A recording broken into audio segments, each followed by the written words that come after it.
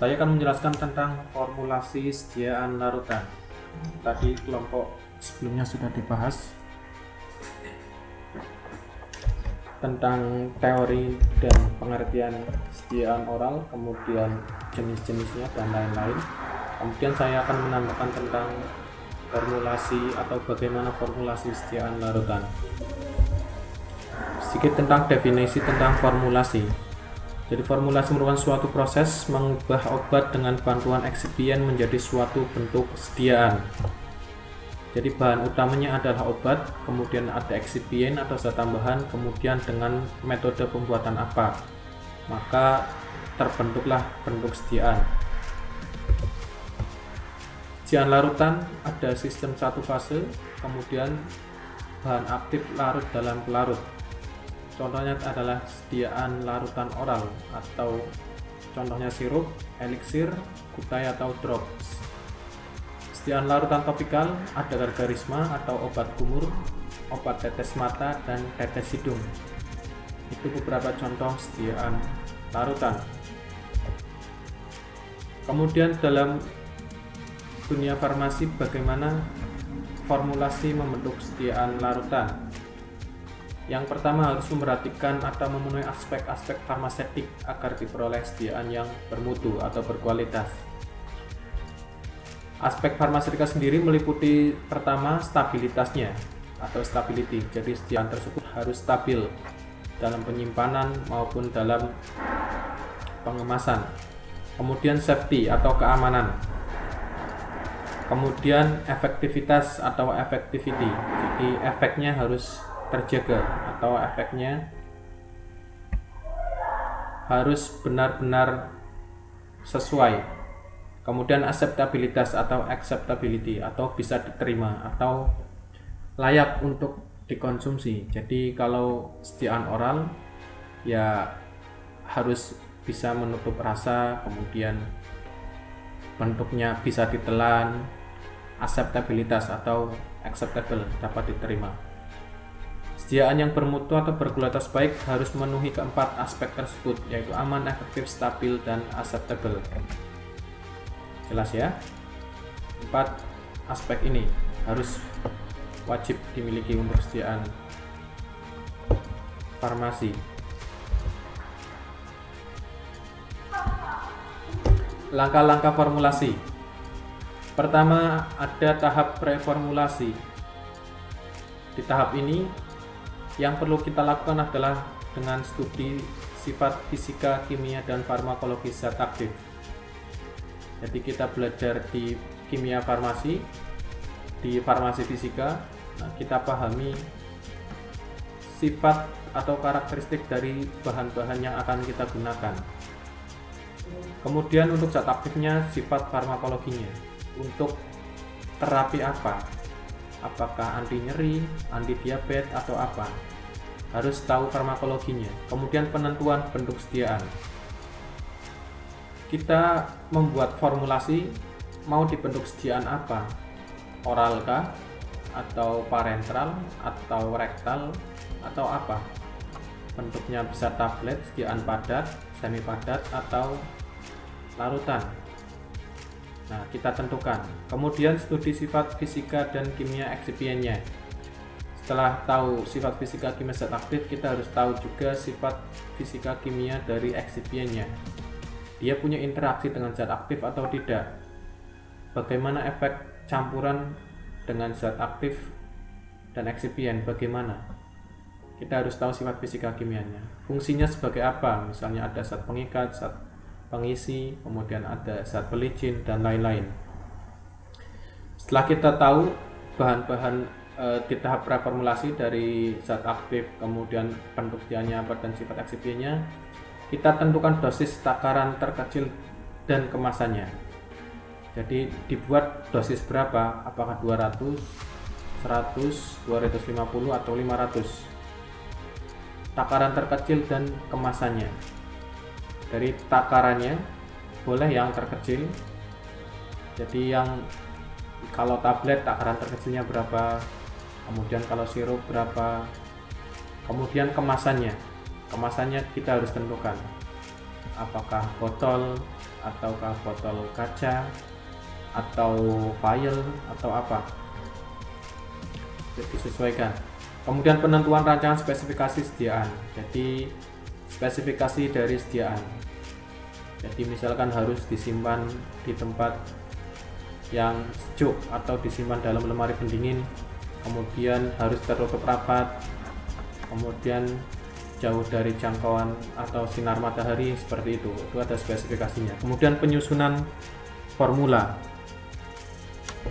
Jadi untuk membuat formula atau sediaan kita harus membuat rancangannya. Biasanya kita menggunakan desain expert, aplikasi atau program yang sering digunakan di para formulator untuk menentukan formula yang optimal yang mana untuk dibuat sediaan. Setelah itu kita buat sediaannya. Setelah kita buat, misalnya kita buat tablet, tadi dari awal zat aktif, eksipien dicampur, kemudian dengan metode cetak langsung atau dengan granulasi basah atau granulasi kering. Baru setelah jadi kita evaluasi sediaan, kita cek sifat fisiknya, kekerasannya, kemudian kadarnya, kemudian disolusinya, dan lain-lain. Kalau salep misalnya daya rekatnya, kemudian viskositasnya, dan stabilitasnya. Setelah itu pemberian label dan etiket. Nah, itu beberapa langkah-langkah dalam membuat sediaan. Jadi nanti ketika kalian skripsi atau membuat penelitian tentang formulasi atau pembesdiaan, hal-hal ini yang harus kalian perhatikan. Tahapnya harus paham dari awal apa sampai akhir, sehingga layak atau apa tersebut layak untuk dijadikan atau dikonsumsi atau diedarkan. Selanjutnya, yang pertama tadi ada penentuan dosis, takaran terkecil, dan kemasan. Jadi untuk dosis, lihat dosis lazim zat aktif bisa dilihat di IONI, Informatorium Obat Nasional Indonesia. Ini contohnya ada paracetamol untuk usia 0 bulan sampai 1 tahun itu 60 mg 3 kali sehari.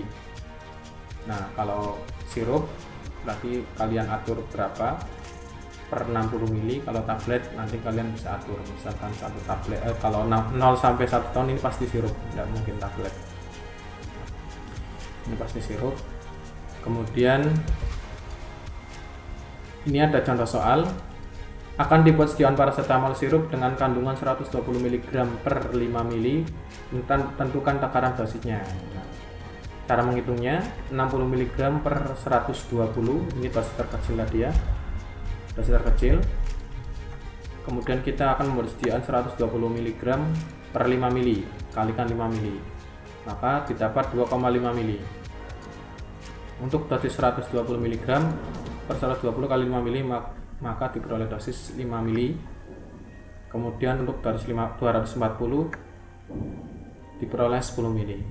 Maka 0 sampai 1 tahun minumnya 2,5 mili 3 kali sehari.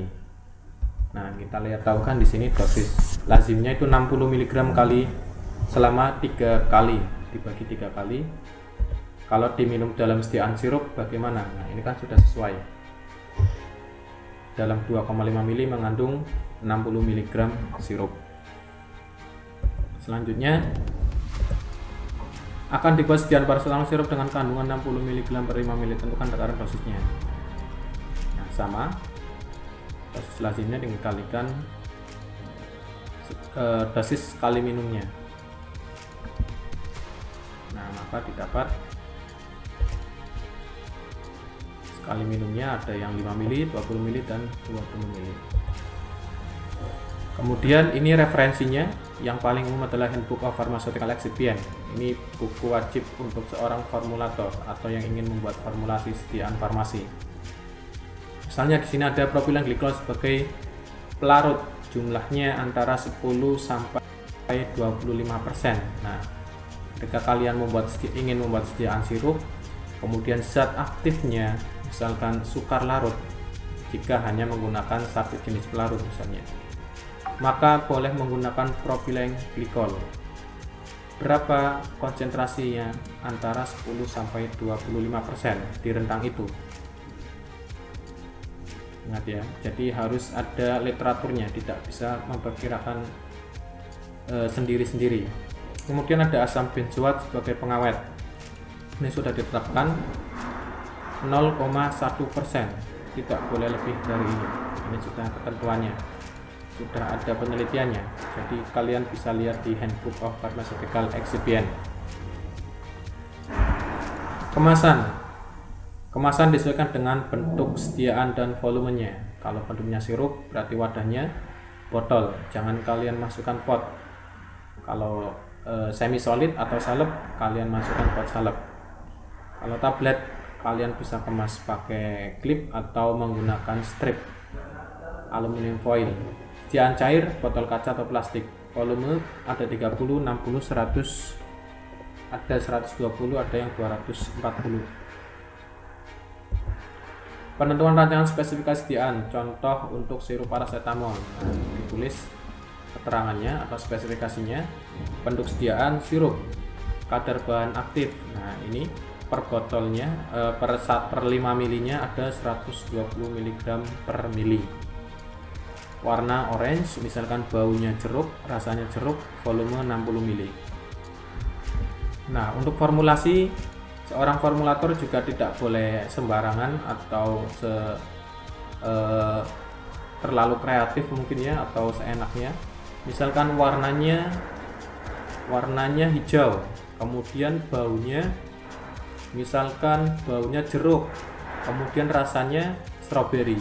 Nah, itu tidak masuk akal, jadi harus masuk logika. Jadi kalau warnanya hijau ya misalkan baunya melon, rasanya melon, jangan seenaknya, artinya nanti akan menurunkan kepercayaan pasien, ini obat atau sirup atau apa. Jadi harus jelas. Boleh inovatif tapi yang masuk akal. Kemudian penyusunan formula, ini contoh formula sediaan sirup. Kita lihat, zat aktif paracetamol, dosisnya 120 mg per 5 mili. Kemudian ada etanol, kita tahu ya, dia sebagai kosolven atau meningkatkan kelarutan paracetamol. Propilen glikol, dia juga sebagai kosolven. Sirup simplex, ini basisnya atau basis sirupnya. Kemudian asam benzoat pengawet, kemudian pewarna secukupnya, esen cukupnya, kemudian di add 60 mili. Cara pembuatannya, pembuatan sediaan dan evaluasi sediaan, metode pembuatannya. Metode pelarutan dengan pemanasan. Ini untuk zat aktif yang tahan panas dan mudah larut dengan pemanasan. Jadi kalau bisa dengan pemanasan, boleh dengan pemanasan. Artinya itu akan mempercepat proses pembuatan. Syaratnya adalah zat aktif harus bersifat tahan terhadap pemanasan. Kalau zat aktifnya tidak tahan pemanasan, sangat dilarang untuk dipanaskan, karena bisa merubah atau terjadi reaksi kimia sehingga obat itu bisa berubah sifatnya, bisa menjadi asam atau basa yang menjadi toksik jika dikonsumsi. Kemudian metode pengadukan tanpa pemanasan, jadi cukup dengan diaduk. Untuk zat yang tidak tahan panas dapat larut tanpa pemanasan. Nah, syaratnya harus dapat larut juga. Jadi untuk metode pengadukan ini untuk zat yang tidak tahan panas, bisa menggunakan magnetic stirrer atau alat yang lain untuk meningkatkan kelarutannya. Evaluasinya apa saja? Untuk sirup, yang pertama ada uji organoleptis untuk melihat karakteristik fisiknya, warnanya, baunya, rasanya, organoleptis. Uji pH dengan mengukur nilai pH-nya, dia asam atau basa. Untuk sirup, standar atau sesuai aturan harus pH berapa, disesuaikan. Kemudian kejernihan, sirup umumnya adalah jernih, jadi pastikan tidak ada yang berterbangan atau yang tidak larut, itu menunjukkan ada yang kelarutan zat aktifnya jelek, artinya tidak layak. Jadi syarat sirup adalah harus jernih. tidak boleh ada partikel melayang. Kemudian bobot jenisnya, nah, diukur bobot jenisnya. Di farmasetika, di farmasi fisika dulu sudah pernah uji bobot jenis. Caranya bagaimana? Nah, itu nanti dilakukan untuk sirup. Uji viskositas juga sama, di farmasi fisika sudah ada. Nanti kalian ketika penelitian lakukan seperti yang sudah diajarkan. Kemudian identifikasi bahan aktif. Nah, untuk identifikasi ini umumnya menggunakan alat spektrofotometer, itu yang paling sederhana. Jadi diukur kadar dan jenis zat aktifnya dengan menggunakan alat spektrofotometer. Jadi di situ nanti sampelnya dimasukkan, nanti kelihatan zat aktif dan kadarnya. Nah, yang terakhir adalah penetapan kadar zat aktif. Jadi untuk sirup bisa langsung menggunakan spektro. Jadi paling mudah adalah menggunakan spektrofotometer. Dilihat absorbansinya, kemudian dihitung nilai kurva kalibrasinya dibandingkan dengan standar, maka diperoleh kadar zat aktif dari sediaan. Yang terakhir kemudian label dan etiket. Label sesuai dengan data farmakologi dari dosis, efek samping, kontraindikasi, dan cara pemberian dan lain-lain. Jadi dosisnya berapa ditulis, efek sampingnya apa, kontraindikasinya apa saja, kemudian cara pemberiannya melalui apa, harus ditampilkan atau dicantumkan. Etiket, nah sediaan topikal misalnya, maka etiketnya warna biru. Sediaan oral atau sistemik, maka etiketnya putih. Baik, itu tentang formulasi sediaan.